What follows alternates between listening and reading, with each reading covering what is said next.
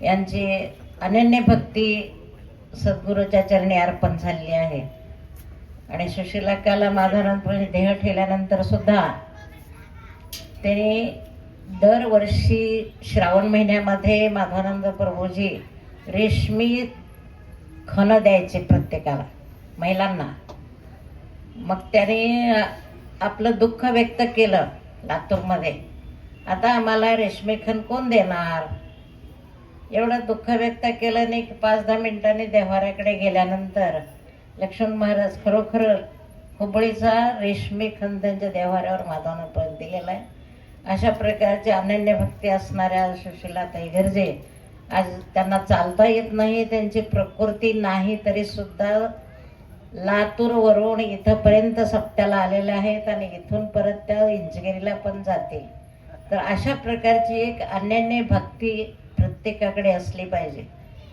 देह जावो अथवा राहो, पांडुरंगी दृढ व्हावं. घरातले लोक नको म्हणतात, जायचं नको म्हणतात, पण मी जोपर्यंत त्या देहाला घेऊन चालते आहे अध्याय तोपर्यंत मी जाणार, अशी ही अनन्य भक्ती आहे.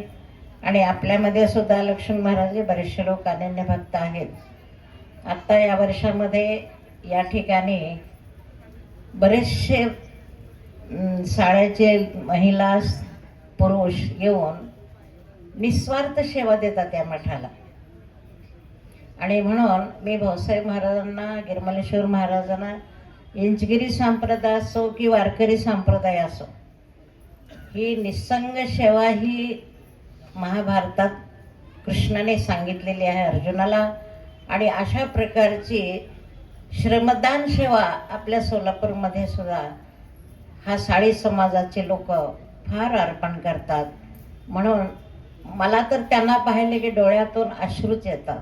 अशी अनन्य भक्ती असली पाहिजे आणि त्यांना त्यांच्या मनोकामना पूर्ण होतील. पूर्ण होऊन मनोकामना पूर्ण करणं हे मनुष्य याचे कर्तव्य नव्हे, त्याच्याही पलीकडचे. देव पहावयाशी गेलो, देव तेथेची होऊन ठेलो, देव माझा मी देवाचा, असं त्यांना भाऊसाहेब महाराजांनी करून घ्यावं, असं मी या ठिकाणी गुरुरायाच्या चरणी विनंती करते. ठीक आहे, आता आपल्याला उशीर खूप झालेला आहे, 2:15 झालेले आहेत. 2 शब्दात मी माझे मत व्यक्त करते. आज या ठिकाणी भाऊसाहेब महाराज आणि गिरमलेश्वर महाराज, आदल्या दिवशी भाऊसाहेब महाराज गेले आणि दुसऱ्या दिवशी देहातून गिरमलेश्वर महाराज गेले. म्हणून दोघांची पुण्यतिथी एकाच पर्वावर केली जाते. त्यानिमित्ताने आपण या ठिकाणी दरवर्षी जमतो. त्यांचं अनन्य सेवाकार्य काय आहे याचं गुणगान आपण गातो. त्यासाठी या इंचगिरी संप्रदायाचे मी पुन्हा पुन्हा ऋण व्यक्त करून, आभार व्यक्त करून, त्यांच्या चरणामध्ये अनंत काळ माझं जीवन असेपर्यंत माझं सेवा समर्पित करीत. 2 शब्दात मी त्यांच्या सेवा कार्याचं थोडंसं मनोगत या ठिकाणी व्यक्त करते. त्या अगोदर या संप्रदायाच्या चरणामध्ये नतमस्तक तर आहेच, परंतु आज व्यासपीठावर ज्यांना ज्यांना मी विनंती केली असेल, विश्वहिंदी परिषद असेल, बजरंग दल असेल, आमच्या संप्रदायाचे लोक असतील, विशेष करून हरिभक्त परायण लक्ष्मण महाराज आले, याबद्दल मी त्यांचे पुन्हा पुन्हा ऋण व्यक्त करते आणि आभारी आहे. धन्यवाद. आणि त्याचबरोबर आमचे कोल्हापूरहून आनंद सिद्ध महाराज, माझं त्यांचं फार भांडणही होत असतं आणि प्रेमही असतं. भांडणामध्ये आमचं अनन्य प्रेम असते. परवा मी त्यांना भांडले, तुम्ही म्हणलं अजिबात सोलापूरला यायचं नाही आणि काही सांगायचं नाही, कारण गेल्या वर्षी ते आले नव्हते. त्यांनी मला रात्रीच हजेरी लावली, आले त्यांनी. तर अशा या आनंद सिद्धांच्या चरणी सुद्धा मी नतमस्तक होते. आणि बाकी आज नवीनच आपल्या व्यासपीठावर आलेले म्हणजे आमचे नारायण पेटकर, यांना सुद्धा नतमस्तक नमस्कार करते. कार्य मुंगी आणि आमचे सर सिद्धू कोरे, आमचा अनन्य भक्त असणारा काय म्हणतात की एका थेंबापासून तळप बांधणारा जो आहे तानाजी महाराज, याने थोडीशीच कल्पना आली आणि त्यानं आपल्या गुरुचं मंदिर उभा केलं आणि त्याचे जीर्णोद्धार केला आणि ते पूर्ण मंदिराचा संकल्प पूर्ण करून मंदिर उभा केलं. अशा तानाजीलाही नमस्कार. आणि सतत माझ्या सत्संगामध्ये सहकार्य करणारे यादगिरी महाराज यांनाही नमस्कार. आणि सगळ्यांची गाडी वाहून जातो कसा रेल्वेचा एक डब्बा असतो त्या डब्याचा ड्रायव्हर असतो, तसा मराठे सर असणारे यांनाही नमस्कार. त्याचबरोबर समोर जमलेले माझे बंधू भगिनी, भक्त स्वरूपामध्ये आलेले सर्वजणांच्या अंतर्यामी वसत असलेल्या परिशुद्ध चैतन्य मूर्तीला नतमस्तक होऊन मी थोडक्यात आपण या ठिकाणी सर्वांनी काय सांगितलं त्याचं मी थोडंसं विवेचन करून सेवा देते. आज या ठिकाणी प्रथमतः ज्याने या मठाला सिमेंट दिलं, काही दिवस अन्न पुरवठाही केला, ते म्हणजे महादेव कोंगनोरे. फार अनन्य भक्त आहे तो. अशा लोकांना आणखीन थोडंसं पुढे घेऊन जाण्याचं सहकार्य सद्गुरूंना केलेलं आहे, करीत आहे. आणि त्याचबरोबर त्यालाही खूप अध्यात्माची गोडी आहे. आणि त्यांनी काय सांगितलं आपल्याला की एक कंदील घेऊन जात असता आपल्या सरळ मार्गाने जायचं सोडून थोड्याशा मोहात पडल्यानंतर मनुष्य कष्टात किंवा एखाद्या संकटात कसा पडल्या जातो त्याचं जबरदस्त उदाहरण कोंगरेने दिलेलं आहे. असंच आहे प्रपंचामध्ये. आम्ही जिथं आमचं कल्याण आहे त्या विषयाला जास्त महत्त्व देत नाहीत, गौण समजतो. लक्ष्मण महाराज सगळ्या लोकांचं माझ्याच धरते की माणसाला मोहात टाकणारी जी काही वस्तू आहे तिकडे मन धावतं. लग्नाला जाणं महत्त्वाचं आहे, मुंजीला जाणं महत्त्वाचं आहे, जावळाला जाणं महत्त्वाचं, पण हे खरोखर महत्त्वाचं नाही आहे. आम्ही तेवढ्यापुरतं तेवढं तिकडे लक्ष दिलं पाहिजे, परंतु अहर्निशी सदा परमार्थ करावा असं तुकाराम महाराजांनी सांगितलेलं आहे. तसं आम्ही सतत सानिध्यात राहून अखंड परमार्थ करावा.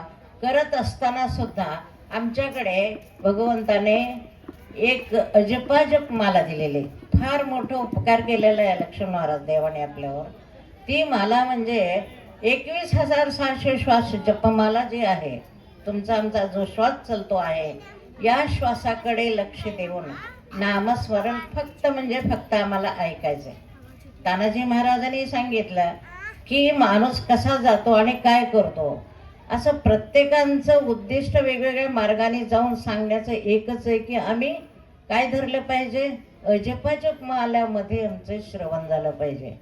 आम्ही त्यामध्ये काय ऐकलं पाहिजे, केळಬೇಕು केळಬೇಕು नादा केळಬೇಕು असं पुरंदरदास सांगतात. मी काय ऐकायचं आहे, काम करत असताना सुद्धा माझ्या श्वासातला नाद ऐकायचा आहे. आणि तो नाद म्हणजे सतत चाललेला नाद आहे. सद्गुरूंनी दिलेला जी महामंत्र आहे तो मंत्र ऐकत काम करायचं. आणि असं ऐकत काम केल्यामुळे आम्हाला विश्वव्यापी रंगले म्हणा, राम रंगी रंगले म्हणा असं चोखा महाराची महारीण म्हणते. स्वतःला म्हणते म्हणे चोख्याची महारीणा. आजकाल महार म्हणलं तर दंड होत आहे, पण ती स्वाभिमानाने सांगते की विश्वामध्ये मी आहे आणि माझ्यामध्ये राम आहे, विश्व रंगी रंगले म्हणा. दुसरा एक जण संत सांगतो, काय सांगू बाई मी, श्रवणात ही पेरणी केली, नयनी ती उजेडा आली. श्रवणात ही पेरणी केली, नयनी ती उजेडा आली. मन पवना चित्त एक करुणी, मनसिडाचा गेला या भरुणी. मन पवना चित्त एक करुणी, मनसिडाचा गेला या भरुणी. जशी मोहिनी घातली गुरुनी, मनसिडाचा गेला या भरुणी.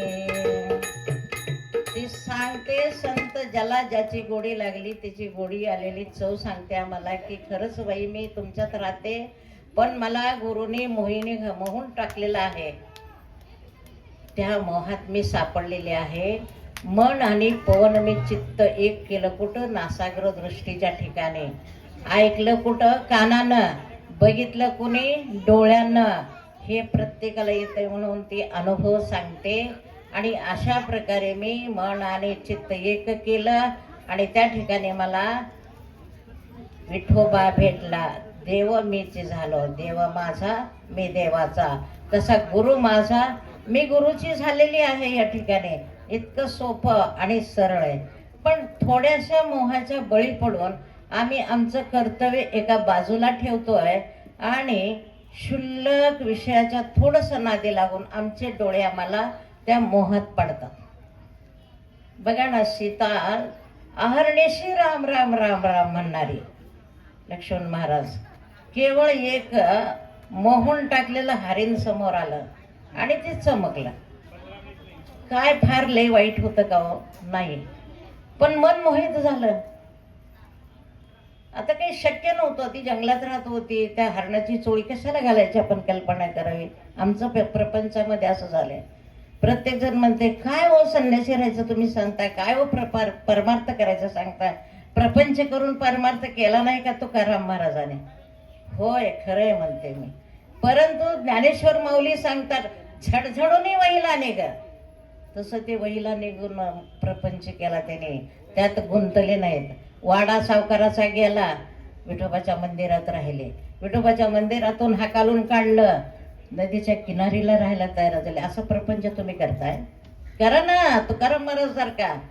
कोणी हातातून घेत आहे तेव्हा हिसकून देईन, हात घे. निघालो पुढे. काय होतं सोबत? फक्त एक हिरे जडित रत्न माणिके असणार फक्त रामकृष्ण हरी. आणि त्या रामकृष्ण हरीसाठी आम्हाला हे सगळं चिल्लर मिळालं पाहिजे. कसं? आम्ही गोड जेवण जेवतो महाराज, पण जिलेबी सारखी खाल्ल्या जात नाही, शिरा सारखा खाल्ल्या जात नाही. थोडीशी चटणी बाजूला लावतो, पुन्हा मी ते ढकलल्या जातं. लोणचं थोडंसं आम्ही तिथं बाजूला लावतो, थोडंसंच लोणचं. लोणच्याची फोड सुद्धा आम्ही खात नाही. का खातो? खात नाही. थोडंसंच ते ढकलेपर्यंत थोडी चव आम्ही घेतो, त्याला आत ढकलतो. तसा प्रकार आम्ही प्रपंच केला पाहिजे. परमार्थाला इंधन म्हणून प्रपंच करायचा. तेल लागतं, उदबत्ती लागते, झाडायला झाडू लागतो मंदिरात मठात, म्हणून त्याला पुरवठा करण्यासाठी प्रपंच करायचा आहे. केवळ पोट पोट पोट. अरे आहे तरी केवढं पोट? किती पोट? आमच्या पोटाला हे लागतं, आमच्या पोटाला. अरे आम्ही पण पोट भरतो ना, कुत्रेही पोट भरतं. पैसा पैसा पैसा. त्या पैशाला महाराज कुत्र खाते का? कुत्रही खात नाही. त्या दारूला काय गाढवासारखा म्हणतो आम्ही, पण गाढव दारू पितो का? दारू पित नाही गाढव. तसं आम्ही त्याच्या पलीकडचं वागतो. हे आम्ही आमच्यावर काय केलं पाहिजे? चित्त सुचित्त करावे, बोलिले ते जीवी धरावे, सावध होऊनी बैसावे निमिष एक. एक क्षण गुरु माऊली काय सांगतात ते ऐकायचं आणि ते दृढ चित्तात बसून. गाय काय करते? दिवसभर चारा चरते आणि संध्याकाळी रवंथ करते. माहिती आहे ना सगळ्यांना? कुणाला तर गाय माहिती नाही, जनावर माहिती नाही. दिवसभर चारा साठवते पोटात त्यावेळी, आणि ते पाचक त्याचं द्रव संध्याकाळी बसून करते. तसं हे आम्ही हे या ठिकाणी सगळ्या महाराजांनी जे जे आम्हाला खाऊ घातले ती सगळा चारा मनात घ्यायचा आहे आणि घराकडे जाऊन रात्री याचं मनन करायचं, चिंतन करायचं, याचा निजध्यास लावून घ्यायचा आहे. निजध्यास झाला की या सर्व व्यापी असणाऱ्या एका भगवंताचा आपल्याला साक्षात्कार होतो.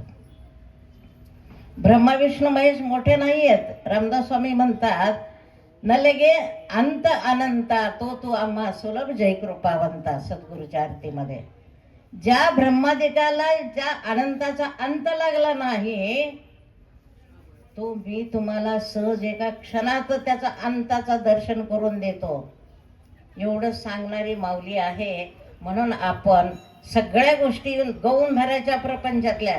कामापुरतं करायचं, कामापुरतं काम करायचं, मनात अखंड रामराम म्हणायचं, शिवा शिवा म्हणा, काहीतरी पण म्हणा. पण निजध्यास आहारनिशी परमार्थ केला पाहिजे.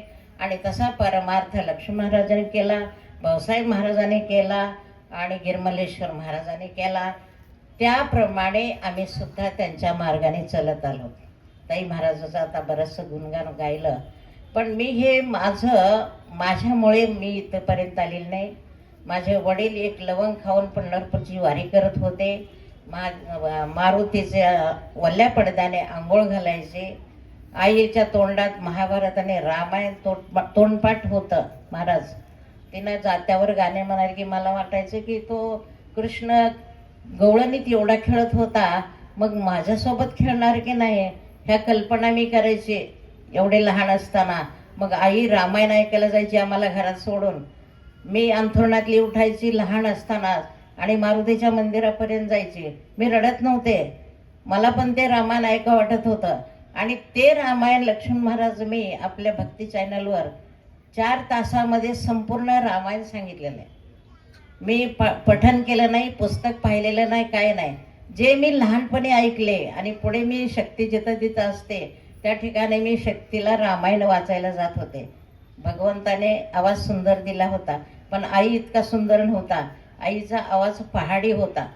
तो पहाडी आवाज मला आला असताना आणखीन माझी प्रगती झाली असते असं मला वाटतं. तर अशा प्रकारे आईबापाची पुण्याई लागते आपल्याला सेवा मिळण्यासाठी. आणि मला खरोखर ज्या कृष्णाची मी आठवण करत होते, ज्या रामाचं दर्शन मला हवं वाटत होतं, तो राम आणि तो कृष्ण म्हणजे माधवानंद प्रभूजी मिळाले. मला माझ्या जीवनामध्ये व्यवहारातल्या काही गोष्टी मिळो न मिळो, मी माझ्या सेवेमध्ये सद्गुरूच्या 1 महिना एकटी सेवा करत होते. आणि त्या सेवेमुळे मला माझ्या जीवनाचं सर्व सार्थक मिळालेलं आहे. 5 मिनिट माझं हृदय बंद पडलेलं, त्याच्या मनात आहे की या ठिकाणी हिच्याकडूनच मंदिर उभा करायचंय. लक्ष्मण महाराज रात्री 2:30ला अटॅक आल्याला, 3ला परत मी जिवंत झालेली आहे. माझ्या गुरुनं मला पुनर्जन्म दिलेला आहे.